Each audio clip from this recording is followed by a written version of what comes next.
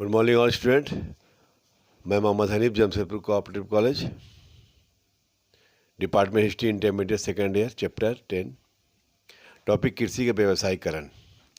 Company डायरेक्टरों द्वारा company एजेंटों को कृषि का व्यवसायीकरण का आदेश दिया और 19वीं शताब्दी में ये परिवर्तन हो गया।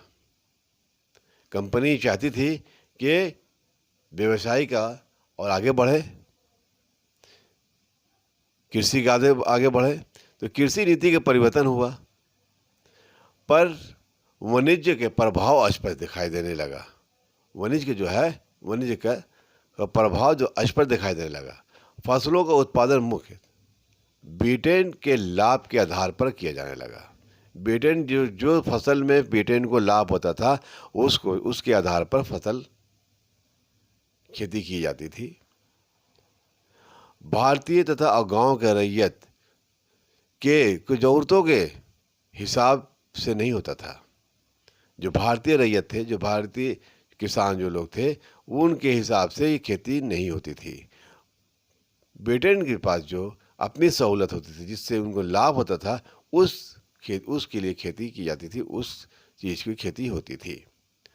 फसलों में जैसे कपास, पटसन, मूंगफली, चाय, रबर आदि, ये सब व्यावसायिक फसलों की अधिक से अधिक अनाज की कमी पड़ने लगी। इसके अतिरिक्त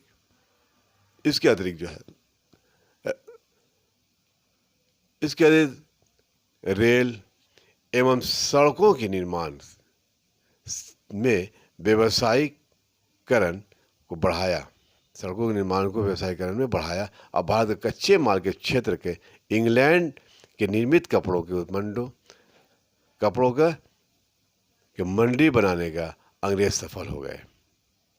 आने जाने का रास्ता को उन्होंने समूहार किया, आने जाने का रास्ता को उन्होंने बनाया और जो उस पर ज़्यादा ध्यान दिया ताकि कच्चे माल के आने जाने में आराम से हो जाए, और इसमें वो लोग मंडी बनाने में सफल हो गए। 1866 ईस्वी में मंदी की स्थिति उत्पन्न हो गई। रैयतदारों को, किसानों को अपने मन के मुताबिक खेती करने से मना कर दिया गया, और जिसकी वजह से रैयतदार जो थे या खेती करने वाले कृषक जो थे, उनकी हालत दिन पर दिन बदतर होती चली गई। और नतीजा ये हुआ, परिणाम स्वरूप ये हुआ कि 1866 ईस्वी में मंदी की स्थिति उत्पन्न हो गई और कृषकों के जो है हालत ठीक नहीं थी, हालत ख़राब हो गई। अकाल का सामना करना पड़ा उनको, जो है अकाल का सामना करना पड़ा। उन्हीं के परिणाम स्वरूप दक्कन के किसानों ने विद्रोह शुरू कर दिया। इस तरह से हम यहाँ चैप्टर ख़त्म करेंगे। धन्यवाद।